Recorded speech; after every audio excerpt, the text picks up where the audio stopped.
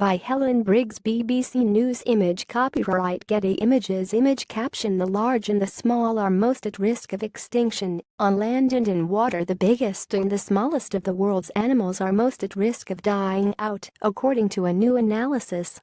Size matters when it comes to extinction risk, with vertebrates in the so-called Goldilocks zone, not too big and not too small, winning out, say scientists. Action is needed to protect animals at both ends of the scale, they say. Heavyweights are threatened mainly by hunting, while featherweights are losing out to pollution and logging. The largest vertebrates are mostly threatened by direct killing by humans, said a team led by Prof. Bill Ripple of Oregon State University in Corvallis, U.S. Whereas the smallest species are more likely to have restricted geographic ranges, an important predictor of extinction risk, and be threatened by habitat degradation.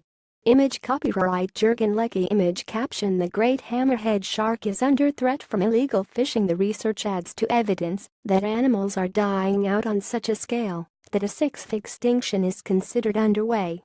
This has prompted efforts to determine the key drivers of extinction risk. One clue is body size. Research on birds and mammals has shown that those with larger bodies are more likely to go extinct. Yet, when the researchers made a database of thousands of birds, mammals, fish, amphibians and reptiles at risk of extinction, they found disproportionate losses at the large and small ends of the scale. Surprisingly, we found that not only the largest of all vertebrate animal species are most threatened, but the very tiniest ones are also highly threatened with extinction, Prof. Ripple told BBC News. Image copyright Dave Young. Image caption: Warty swamp frog. This frog is believed to be in decline across much of its range. Large charismatic animals, such as elephants, rhinos, and lions, have long been the target of protection efforts. However, fish, birds, reptiles and amphibians that are the giants of their kind, such as the whale shark, Somali ostrich and Chinese giant salamander, tend to be overlooked. Meanwhile, small species at risk such as frogs and shrews receive very little attention. I think, for the smallest species, first of all we need to bring higher awareness to them, because the larger ones get a lot of attention, but the smaller ones get very little, said Prof. Ripple. In the study, researchers from the US, UK, Switzerland, and Australia compared body mass and extinction risk for more than 25,000 vertebrate species. Of these, around 4,000 are threatened with extinction, as assessed by the Red List of the International Union for the Conservation of Nature. Vertebrates with the smallest and the largest bodies were found to be most at risk of disappearing, whether they were on land or living in oceans, streams or rivers.